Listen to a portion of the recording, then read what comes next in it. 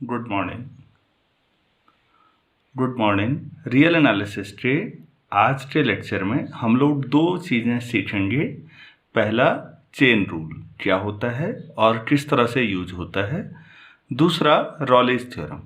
ये दोनों चीज़ें काफ़ी इम्पोर्टेंट हैं। उम्मीद है आपको चीज़ें मैं समझा पाऊँगा। तो चेन रूल के लिए आप लोग ज़रा देखिएगा कि मैं पहले भी कंपोजिट फंक्शंस के बारे में लिमिट एंड कंटिन्यूटी में पढ़ा चुका हूँ, लेकिन दोबारा एक बार समझाना चाहूँगा। सपोज मेरे पास ये आपके पास f है, तो f जो होगा वो a टू r होगा, ये r है और ये a है और f यहाँ से यहाँ तक का एक फंक्शन है। तो फिर f ऑफ a मतलब f ऑफ a का मतलब रेंज। सपोज ये f ऑफ a है आपके पास। f ऑफ a से बड़ा मैं ये एक और ले लेता हूँ और इसे नाम दे देता हूँ b। तो देखिए सबसे बड़ा ये r है, उससे छोटा उसका सबसेट b है, उसका सबसेट f ऑफ a है और b से फिर r में एक फंक्शन डिफाइन कर रहा हूँ b से और इसे g नाम दे दे रहा हूँ। तो आप बताइए जो पहली कंडीशन है वो सेटिस्फाई हो रही है क्या? Range of f is a subset of domain of g।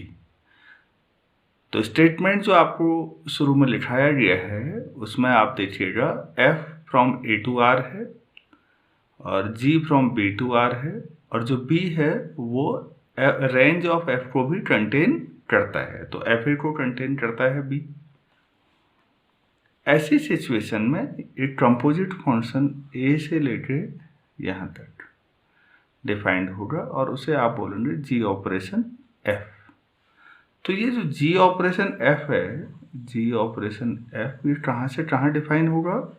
a to r ये डिफाइंड होगा। ये कब डिफाइंड होगा?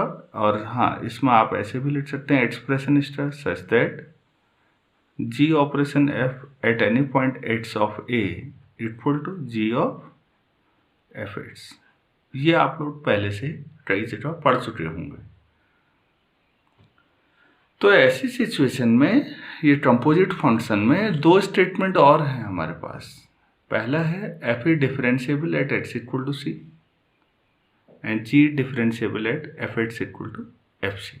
ये दो पॉइंट्स हैं। तो ये जो कंपोजिट होगा ये डिफरेंशिएबल कहाँ पर होगा? c पर भी ये भी डिफरेंशिएबल होगा, ये कहा गया है और उसका जो एक्सप्रेशन है वो ये आने वाला है।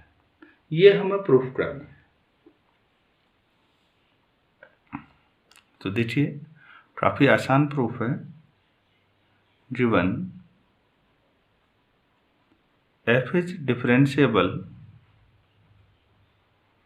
Eight x equal to c, so f dash c equal to limit x tends to c fx minus F C upon x minus c। पहली इक्वेशन ऐसा हम लोगों ने पढ़ा है। दूसरा, इसी डेफिनेशन से g भी डिफरेंशिएबल है एफ सी पर। Also g is differentiable at F C, that is g of, जहाँ पर c है वहाँ एफ सी रख लीजिए, जहाँ f है वहाँ g हो जाएगा, तो g dash of F C equal to क्या हो जाएगा यहाँ पर? g of F X minus g of F C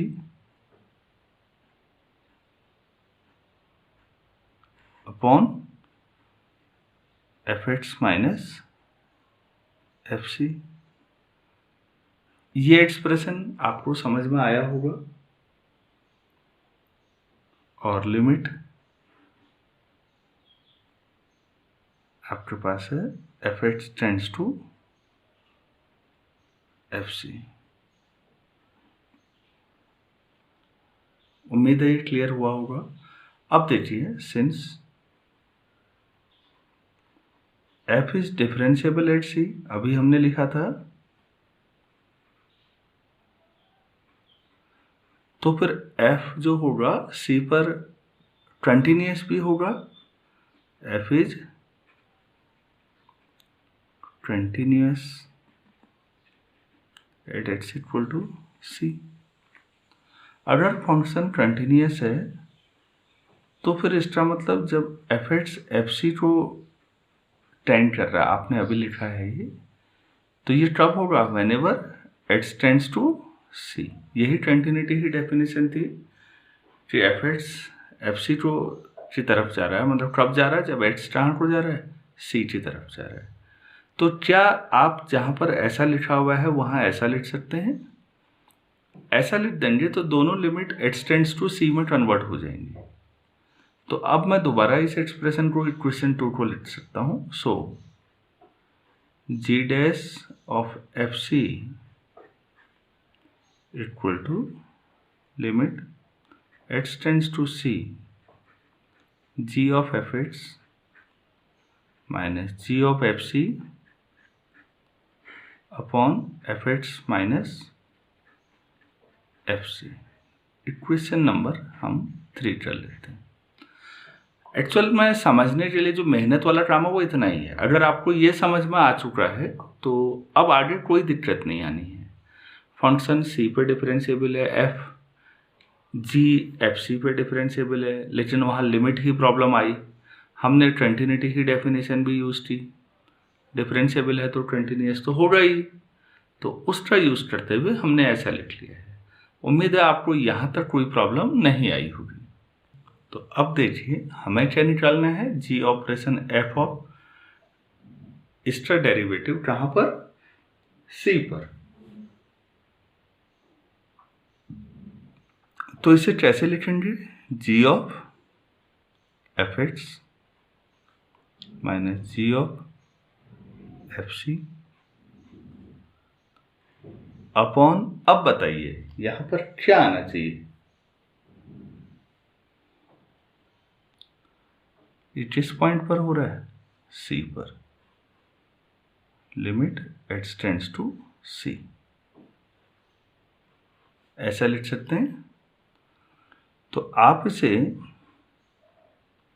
limit x tends to c g of fx minus g of fc upon fx minus fc, ऐसा कर लें, into fx minus fc यहाँ भी अपॉन x माइनस c। क्या हम इसे ऐसा लिख सकते हैं? दोनों ही डिफरेंशिएबल हैं, दोनों कंटिन्यूअस भी हैं, तो लिमिट को आप अलग अलग लिख सकते हैं। तो आप क्या लिखेंगे? Limit of x tends to c g of fx minus g of fc upon fx minus fc into limit x tends to c fx minus fc upon x minus c। तो देखिए दोनों लिमिट हमने अभी study की हैं, तो आप इसे क्या लिख सकते हैं? g डैश ऑफ fc और इसे f डैश c। तो आपके पास g ऑपरेशन f का जो डेरिवेटिव है c पॉइंट पर वो इतना आ जाएगा। और अगर आपको स्टेटमेंट याद हो तो आपने देखा होगा ये इतना ही प्रूफ भी करना है। आप इसे समझिए, कहीं पर आप सपोज g ऑफ fx को आपसे डिफरेंशिएट करने को कहा जाए तो आप क्या करते हैं? पहले g डैश ऑफ fx करते हैं, वही है g डैश ऑफ fx, और फिर f का जो अंदर है उसे डिफरेंशिएट करते हैं f डैश x। अब ये c पॉइंट पर पूछा है तो x टी जैसे ही रख देंगे उसके बाद। तो ये आप पहले से करते हुए आ रहे हैं। Log of sine x, sine of cos x, आप ऐसे कई एक्सप्रेशन होंगे जो आपने डिफ्रेंशिएट किए होंगे। आप सोचिए, तो इसका मतलब आपको पहले से आता था ही, इसमें कुछ ऐसी दिक्कत नहीं। उम्मीद है आपको ये क्लियर हो गया होगा। अब हम काफ़ी फेमस और इस चैप्टर में जो सबसे इम्पोर्टेंट मानी जाती हैं चीज़ें, उनमें से एक हम पढ़ने जा रहे हैं और वह है रॉलीज थ्योरम।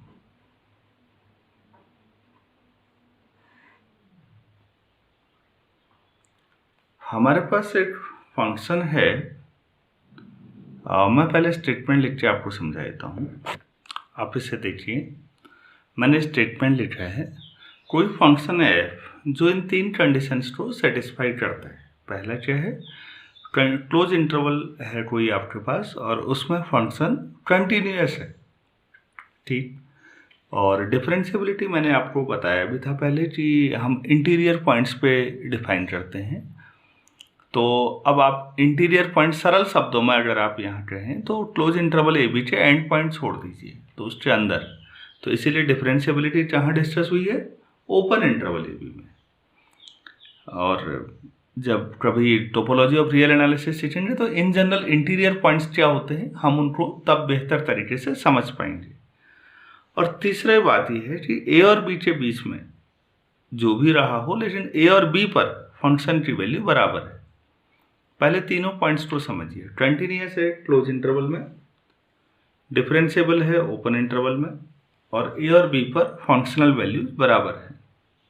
अगर ऐसा है तो थ्योरम का क्रक्स फ्री है, तो आपको कम से कम एक पॉइंट मिलेगा ओपन इंटरवल में, आप उसे सी नाम दे दीजिए, जहां पर डेरिवेटिव की वैल्यू 0 होगी। प्लीज याद रखिएगा, रॉलीज थ्योरम सफिशिएंट कंडीशन देती है, नेसेसरी कंडीशन नहीं देती।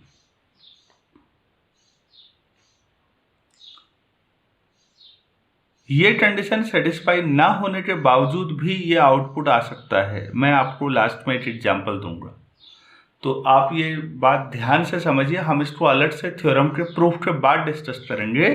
Raleigh's theorem is only a sufficient condition and not a necessary condition to give this result. ये सबसे इम्पोर्टेंट चीज़ों में से एक है अगर किसी एग्जाम में पूछा जाए तो। दूसरा, मैं इसका एल्जेब्राइक इंटरप्रिटेशन भी आपको समझाऊंगा, ज्योमेट्रिकल इंटरप्रिटेशन भी आपको समझाऊंगा, और वो अपने आप में काफ़ी इम्पोर्टेंट है, तो प्लीज़ इसे ध्यान से समझिए। पहले हम एनालिसिस के नज़रिए से इस फंक्शन को कैसे इसको प्रूफ करें, इट सफिशिएंट ही सही, कैसे लेके आए, हम इस पे बात करेंगे। Since f is continuous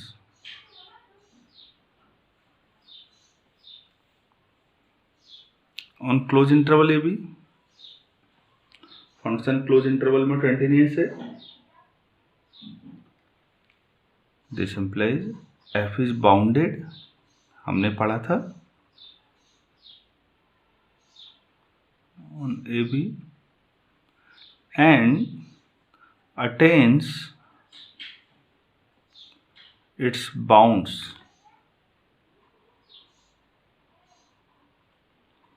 at least once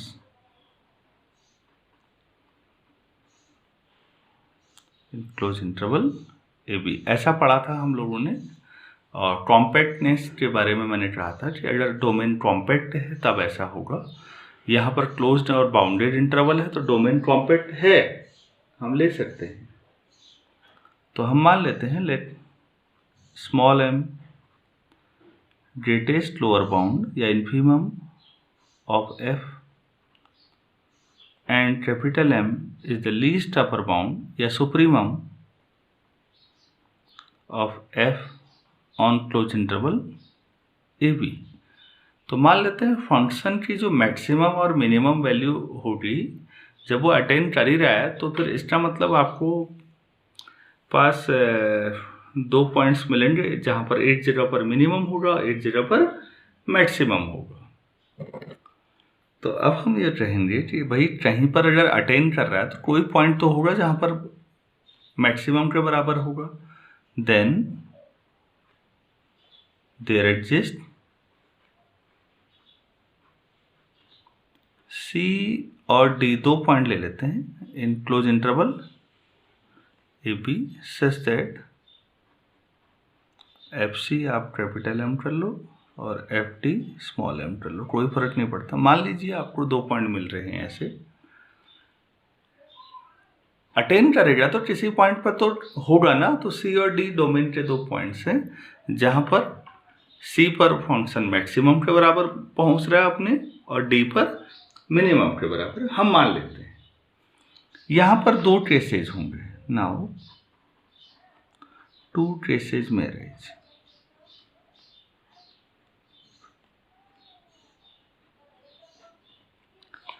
तो हम केस फर्स्ट को डिस्कस करते हैं।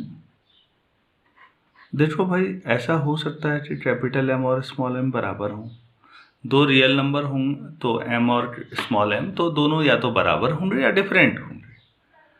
अगर वो दोनों बराबर हैं तो फंक्शन की मैक्सिमम वैल्यू और मिनिमम वैल्यू बराबर हैं, तो बाकी वैल्यू तो इनके बीच आनी चाहिए थी, वो कहाँ जाएंगी? आप खुद सोचिए। फंक्शन कंटिन्यूअस है और मैक्सिमम और मिनिमम वैल्यू बराबर है, तो इसका मतलब है fx equal to m equal to small m for every x belongs to closed interval A B. तो फंक्शन हर जगह पर एक ही वैल्यू दे रहा है, तो इसका मतलब f इज कांस्टेंट फंक्शन। जब सभी जगह एक ही वैल्यू आ रही है तो आप इसे कांस्टेंट मान सकते हैं या नहीं मान सकते? ऑन अगर फंक्शन कांस्टेंट है तो फिर इंटीरियर पॉइंट्स पे डिफरेंशिएबल है और ये तीनों कंडीशन सेटिस्फाई हो जाएंगी। तो फिर आप ये लिख सकते हैं कि F dash x equal to 0 for every X belongs to open interval A B.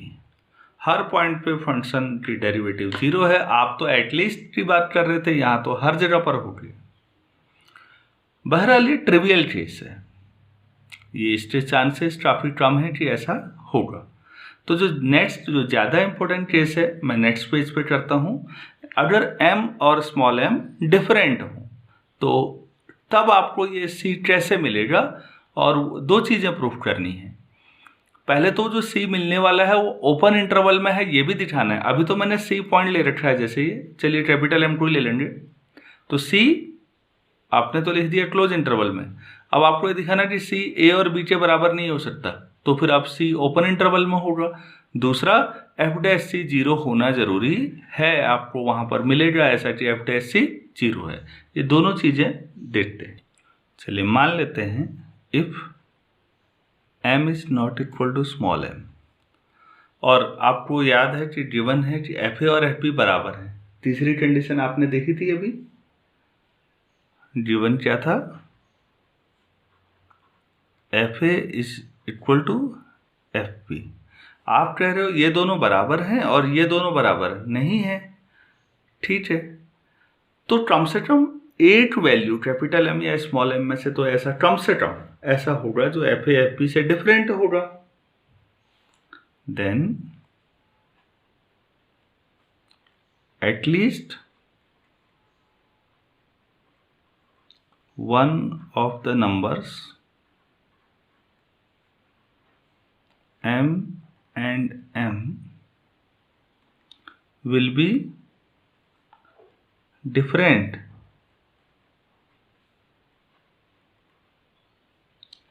from fa and fb। ये दोनों तो बराबर ही हैं, इससे अलग होगा या नहीं होगा? आप सोचिए तो भाई, ये दोनों आप कह रहे हो बराबर हैं, ये दोनों डिफरेंट हैं, तो कम से कम एक वैल्यू ऐसी है।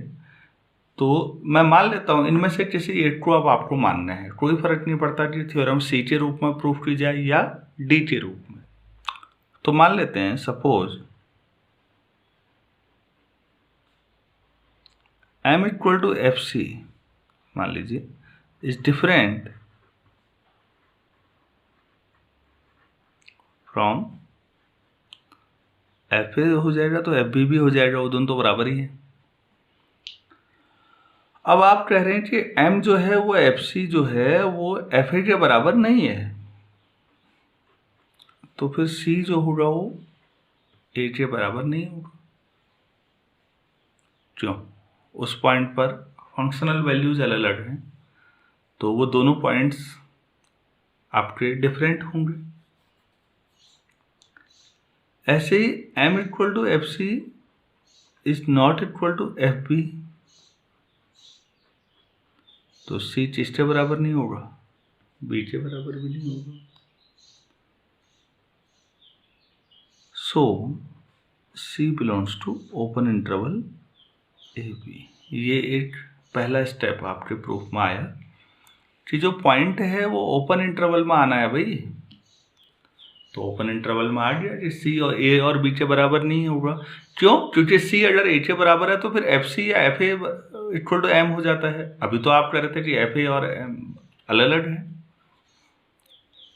तो उम्मीद है आपको पहला पॉइंट समझ में आया होगा कि जो पॉइंट है वो कैसा होना चाहिए, ओपन इंटरवल में। अब डेरिवेटिव पे फोकस किया जाए। Now F is differentiable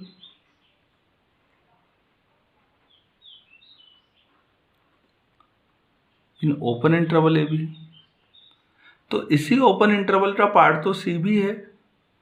this implies F is also differentiable at X equal to C. ठीक है, ऐसा होना चाहिए। अच्छा, तो फिर एल एफ डैश सी निकाल के देखते हैं। तो हमारे हिसाब से एल एफ डैश सी क्या होना चाहिए? Limit S tending to 0 F C minus H minus F C upon minus H, और R F dash C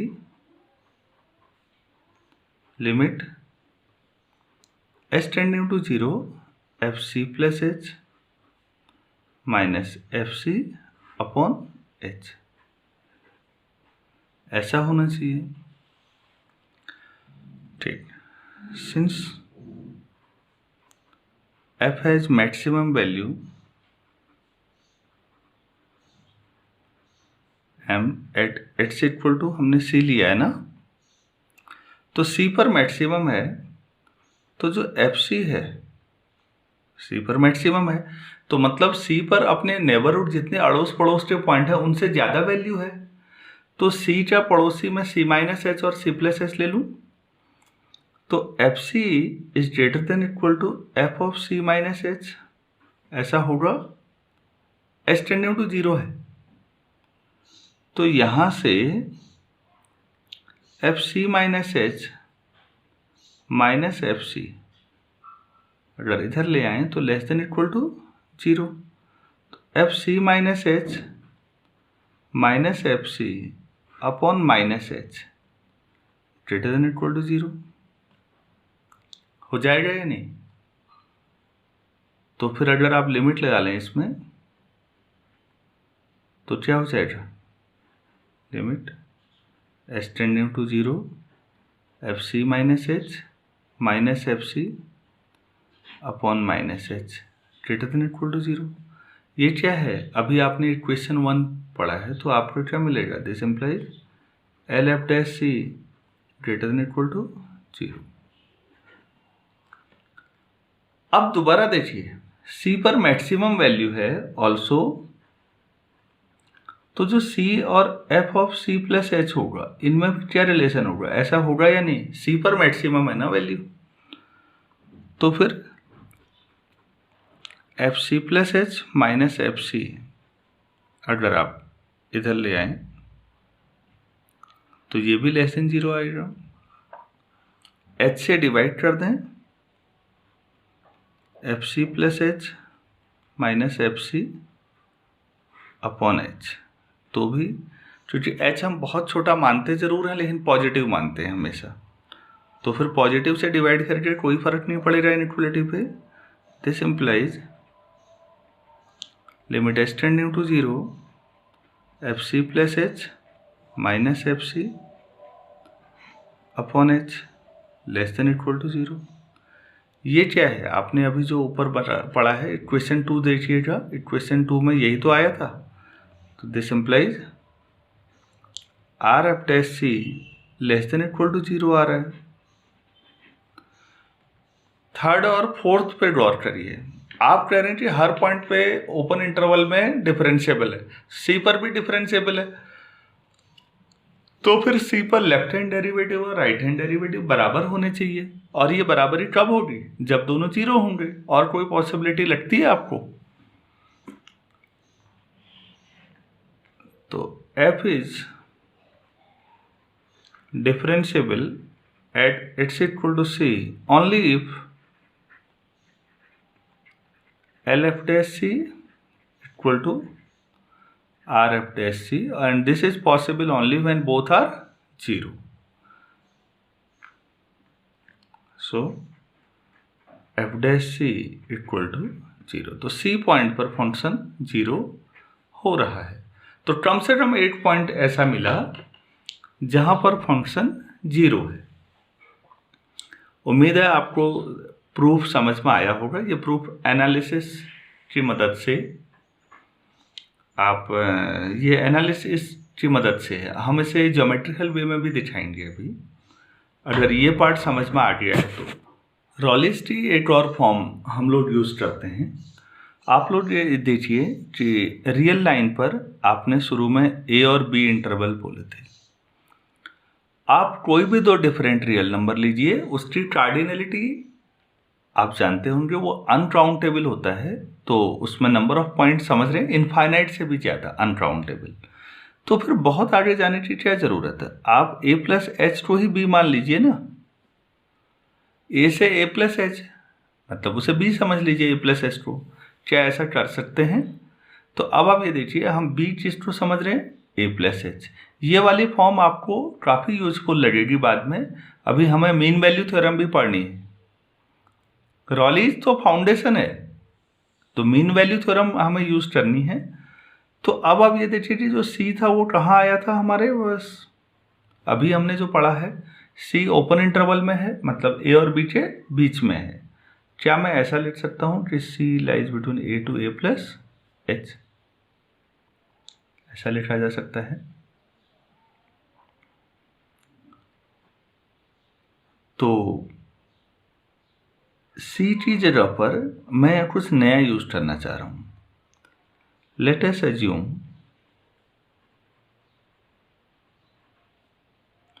theta lies between 0 and 1। Theta is a real number. मैं वही symbol ले रहा हूं जो बुक्स में सभी जगह फॉलो किए जाते हैं। तो थीटा कोई रियल नंबर है जो 0 से 1 के बीच में है। एच पॉजिटिव है, बहुत छोटा, हम मल्टीप्लाई करते हैं दोनों से सभी को, तो थीटा एच, और यहाँ क्या हो जाएगा, एच से मल्टीप्लाई करिए तो थीटा एच, यहाँ एच। क्लियर है? अब आप इसमें ए ऐड कर लीजिए सब में, तो ए प्लस थीटा एच और ए प्लस एच। ये जो है आया इसे सी नाम दे दीजिए, ये है, ये तो बी नाम है ही। तो आपकी वो बात भी रह गई कि सी ए और ए प्लस एच के बीच में था, तो बीच में जो आया उसको सी नाम दे दें। तो सी को हम क्या मान लेंगे अब, ए प्लस थीटा एच। तो हम लिख लेते हैं C equal to A plus theta H. जब भी ये लिखें ये जरूर लिखें कि थीटा कहाँ लाई करता है, 0 और 1 के बीच में, मतलब ओपन इंटरवल। सो रॉलिस थ्योरम क्या हो जाएगी अब, कंटिन्यूअस है, क्लोज इंटरवल ए बी, मतलब A to A plus H, differentiable open interval A to A plus H, और एफ ए और एफ ए प्लस एच बराबर हैं। तो आपके पास F dash A plus theta H क्या आएगा, 0 आएगा। मैंने स्टेटमेंट की 3 लाइन समय बचाने के लिए नहीं लिखी। आप जहाँ बी है वहाँ ए प्लस एच रिप्लेस कर सकते हैं, तो आपको ऐसा मिल जाएगा या नहीं, सोचिए तो रॉलिस में। इस फॉर्म में ज़रूर लिखिएगा। बाद में हम मीन वैल्यू थ्योरम समझाते समय हम बताएंगे लैग्रेंजेज मीन वैल्यू थ्योरम में आखिर यही तो टेलर थ्योरम के लिए आगे बेस बन रहा है। आपके पास ये तो फर्स्ट डेरिवेटिव था, nth डेरिवेटिव था, टेलर एक्सपेंशन हो कैसे रहा है एक्चुअल में, तो मीन वैल्यू में हम उसे सीखेंगे। तो इस फॉर्म को याद रखिएगा। उम्मीद है आपको ये समझ में आया होगा। नेक्स्ट हम लोग अलजेब्राइक इंटरप्रिटेशन की बात करते हैं। अलजेब्राइक इंटरप्रिटेशन,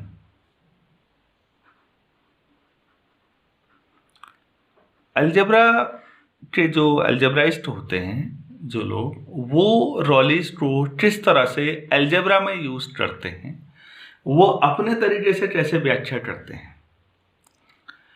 तो अलजेब्रा में जब भी हम बात कर रहे होते हैं, नॉर्मली रूट्स पे हमारा फोकस ज़्यादा होता है, किसी के रूट्स निकालना। और रूट्स का मतलब ज्योमेट्री में हम लोग समझते हैं वो सारे पॉइंट्स जहाँ पर कर्व एक्स इसको कट या टच करे। ठीक है, तो मान लेते हैं हम लोग कहीं पर कभी मान लीजिए एक फंक्शन है जो रॉलीज की कंडीशन को सेटिस्फाई करता है, तो तीनों कंडीशन हो गई, आप सोचिएगा। और ऐसा आ गया कि एफ ए और एफ बी बराबर है लेकिन जीरो है। भाई बराबर है तो हम बार बार कह रहे हैं ना, लेकिन बराबर हैं कितने? मान लीजिए आपने और मैंने बराबर रन बनाए, खेलते समय क्रिकेट खेला और बराबर रन बनाए। ऐसा भी तो हो सकता है कि हमने जीरो बनाए हों। एक्चुअली जीरो पे फोकस हम इसलिए कर रहे हैं क्योंकि हमें रूट्स पे डिस्कस करना है। अगर ऐसा होता है तो हम ये कह सकते हैं कि x equal to A and x equal to B are roots of y equal to F X. तो ये जो ग्राफ है ये फंक्शन है और इसके रूट्स हैं। इसका मतलब ये इन दो पॉइंट्स पर एक्स एक्सिस को कट करेगा या टच करेगा। मान लेते हैं, मैं सरल एक बना लेता हूँ, कोई ऐसा बना देते हैं। ये सरल एक एग्जाम्पल है, ये इन जनरल केस नहीं है। तो सपोज ये ए है और ये बी है, तो यहाँ पर कट है। तो अब हम क्या कह रहे हैं, बाय रॉलीज थ्योरम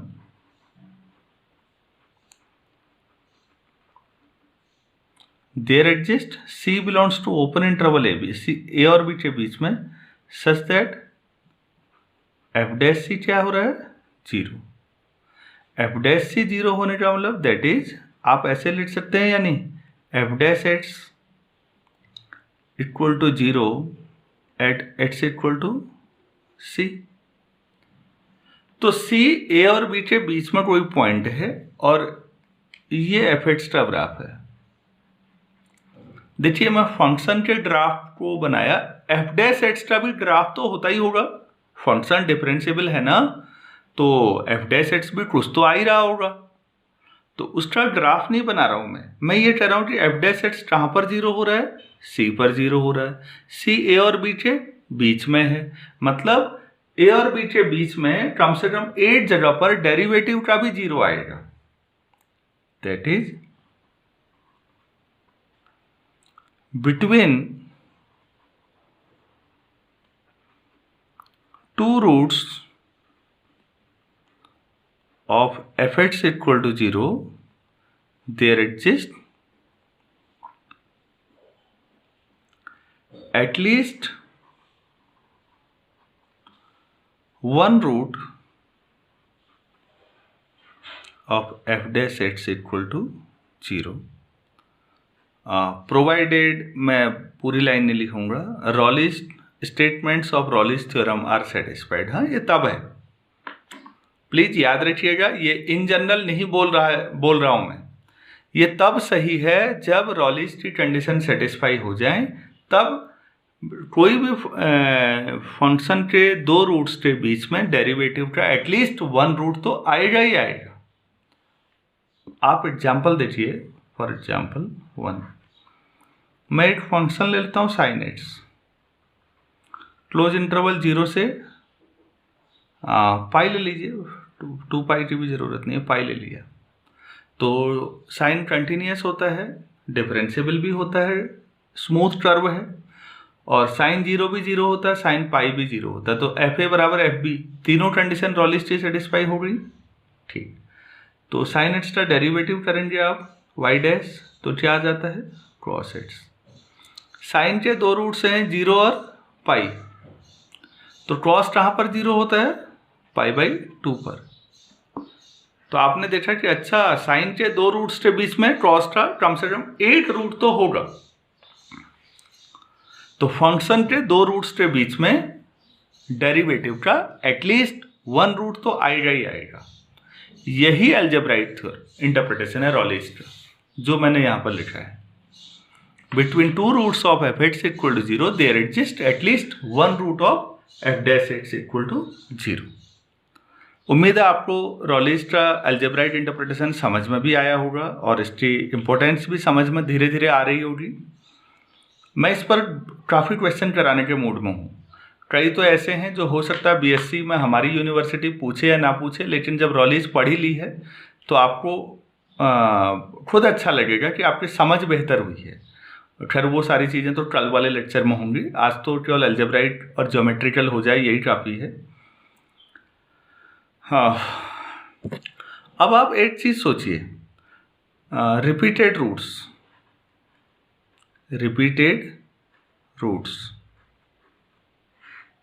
रॉलीज पे मैं बार बार फोकस कर रहा हूँ आउट ऑफ वे जाके, क्योंकि एनालिसिस में ये थ्योरम ऐसी है जो फाउंडेशन के तौर पर काम करेगी। अब आप ये सोचिए, अभी हमने दो डिफरेंट रूट लिए थे, लेकिन अगर बी ए की ओर आना शुरू करे, आप कंप्रेस कर दें, इसको सैंडविच बनाना कहते हैं, सैंडविच थ्योरम के तौर पर सोचिएगा। बी कहाँ को आ रहा है, ए की तरफ को आना शुरू करे। सोचिए आपने बी को कंप्रेस करते हुए ए पर पहुंचा दिया, कंप्रेस करते हुए, तो फिर सी कहाँ जाएगा, सी भी तो वहीं पर आएगा। मतलब सारे पॉइंट्स बी से ए तक आपने सब कहाँ पहुंचा दिए, ए पर पहुंचा दिए। ये कहने का तरीका है, मतलब बात को एक्चुअली मैं कहना ये चाह रहा हूँ, रिपीटेड का मतलब है दो रूट, एफ ए 0 है और एफ ए कई बार एक ही रूट दो बार आ सकता है, यानी रिपीटेड रूट। आप सोचिए x माइनस ए का होल स्क्वायर है एक कर्व, तो x equal to A comma A दो बार आएगा, तो वो रिपीटेड रूट है। अगर रिपीटेड रूट है मतलब b a पे पहुंच गया तो c भी तो a पे पहुंचेगा। तो मैं कहना ये चाह रहा हूं, if x equal to a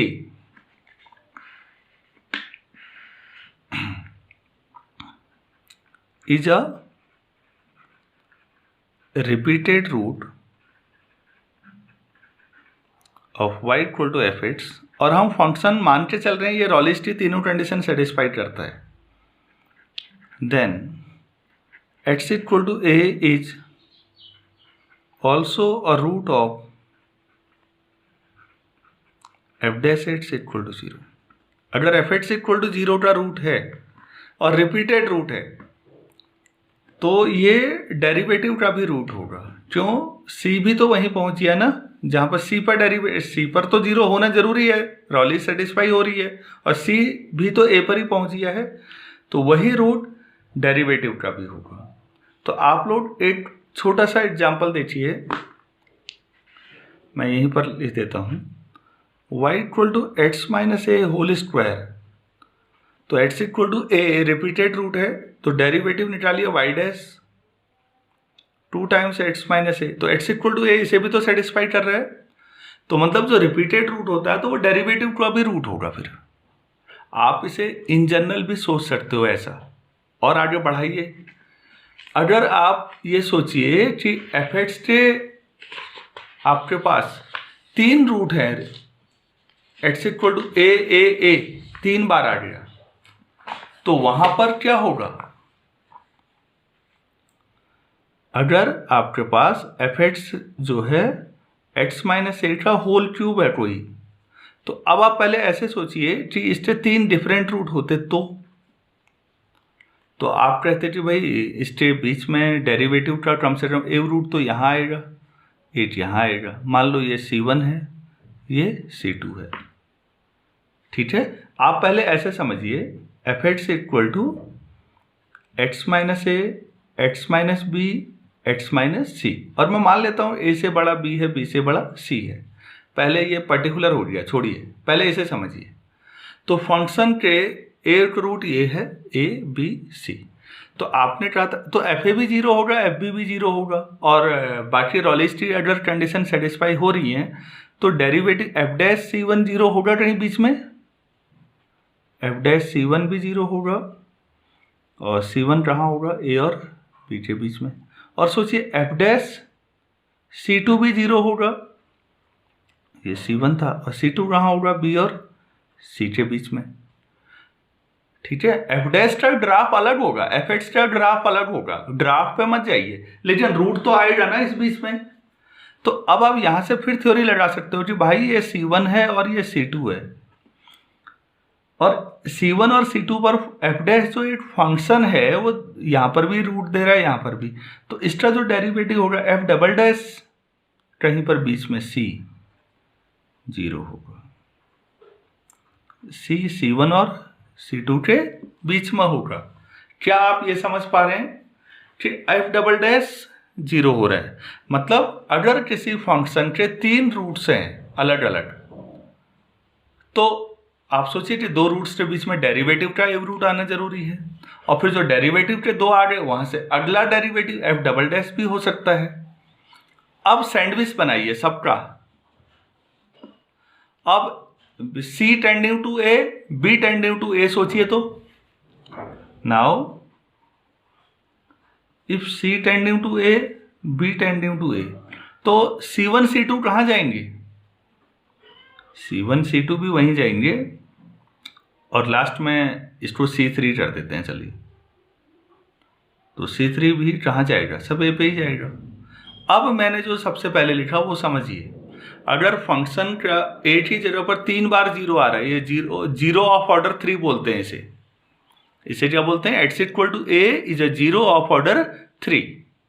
ठीक भाई, 3 रूट आए, तीनों आइडेंटिकल हैं, तो बीच में आप समझ रहे हैं ना, एफ डैश वहां पर वही रूट डेरिवेटिव का एफ डैश का भी होगा, एफ डबल डैश का भी वही रूट होगा। क्या ये समझ में आया? क्या आप इसे nth तक ले जा सकते हैं? आप इस पे सोचिए, अगर आप इतना समझ गए तो आप अलजेब्राइक इंटरप्रिटेशन तो समझ चुके हैं। लेक्चर की लंबाई को देखते हुए मुझे लगता है ये पर्याप्त है। नेक्स्ट लेक्चर में ज्योमेट्रिकल इंटरप्रिटेशन और कुछ क्वेश्चंस हम अटेम्प्ट करेंगे। Thank you.